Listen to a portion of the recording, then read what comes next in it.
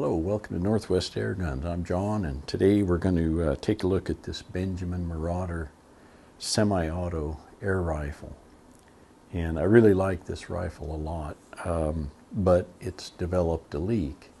And so when I fill it up and then come back a day or two later, it won't be out of air, but it'll be down, 100, 200 psi, something like that. So I want to get that fixed. It still shoots, you can fill it up and still go shoot it. It's just if it sits, you're going to have to fill it before you take it out in the field again. And actually fixing these is really easy. All you have to do is you put it in a box and send it to Crossman, and after a while it comes back and it's all sealed up and good as new. But we're not going to do that. We're going to go ahead and tear it down ourselves and replace a bunch of seals and see if we can't get this thing sealed up.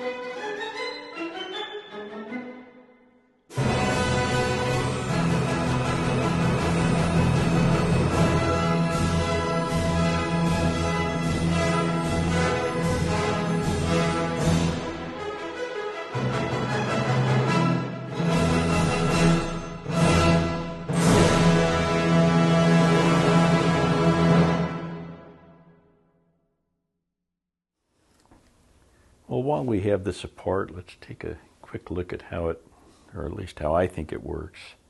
Because it's kind of an interesting design. You know, how do you get how do you cock the trigger?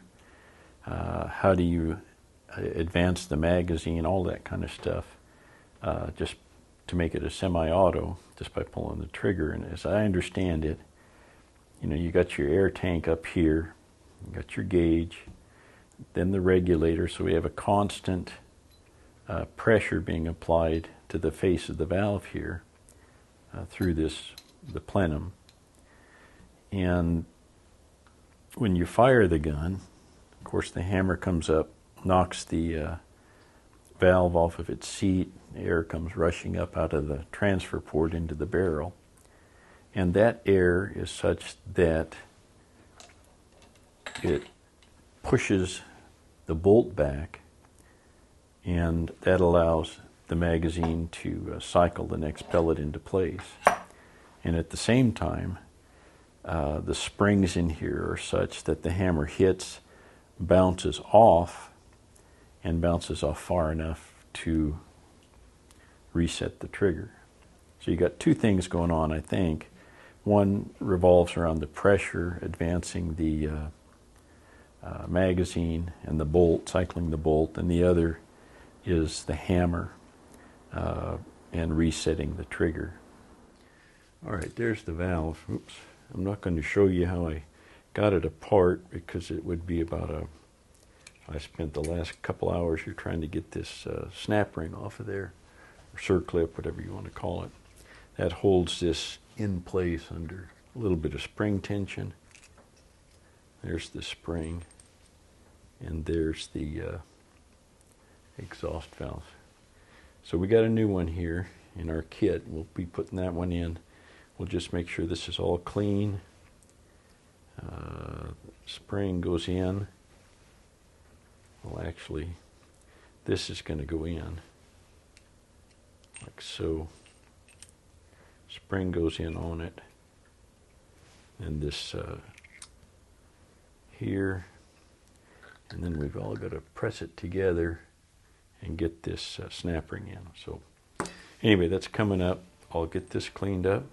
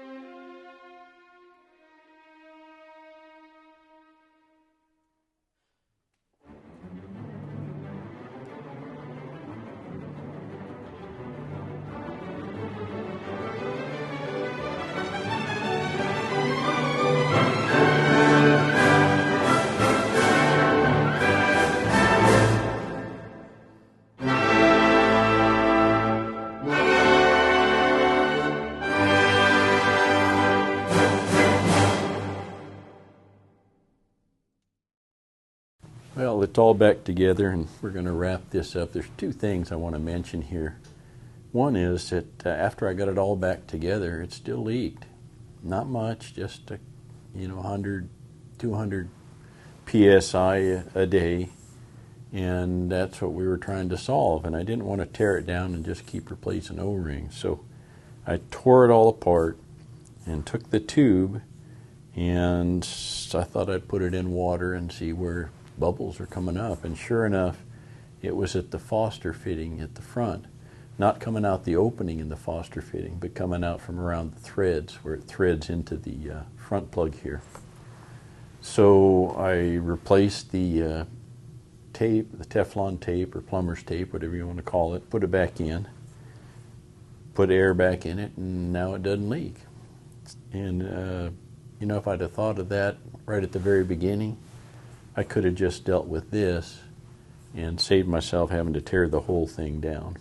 So that was one deal, and now it holds air just fine.